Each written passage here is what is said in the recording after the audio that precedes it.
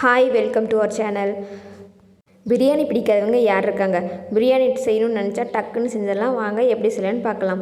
ஒரு குக்கரில் எண்ணெய், நெய் சேர்த்து ஹீட் ஆனதும் ஸ்பைசஸ் சேர்த்து நல்லா பொரிஞ்சு வந்ததுக்கப்புறமா ஸ்லைஸாக கட் பண்ணி வச்சுருக்க 3லிருந்து 4 வெங்காயம் அளவுக்கு சேர்த்துக்கலாம். வெங்காயம் நல்லா வதங்கி வந்ததுக்கப்புறமா கட் பண்ணி வச்சுருக்க பச்சை மிளகாய் சேர்த்துக்கலாம். நல்லா வதங்கி வந்ததுக்கப்புறமா அரைச்சி வச்சுருக்க இஞ்சி பூண்டு பேஸ்ட்டு சேர்த்துக்கலாம்.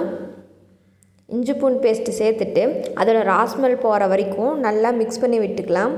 ஒரு மிக்ஸி ஜாரில் தக்காளி, ஒரு கைப்பிடி அளவு புதினா தழை, ஒரு கைப்பிடி அளவு கொத்தமல்லி தழை சேர்த்து அரைச்சி அந்த விழுதை சேர்த்து நல்லா மிக்ஸ் பண்ணி விட்டுட்டு காரத்துக்கு தேவையான மிளகாய்த்தூள், கரம் மசாலா சேர்த்து அதோட கெட்டியான தயிர் சேர்த்து நல்லா மிக்ஸ் பண்ணி விட்டுக்கலாம்.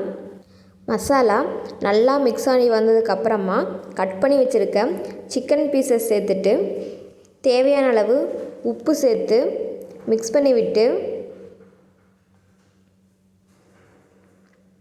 தேவையான அளவு தண்ணி ஊற்றி நல்லா கொதித்து வர வரைக்கும் வெயிட் பண்ணலாம்.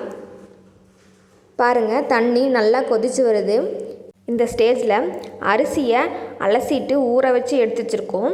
அந்த அரிசியை சேர்த்துக்கலாம். சேர்த்துட்டு ரொம்ப கிளறி விட்டுறாமல் லைட்டாக மிக்ஸ் பண்ணி விட்டுடலாம்.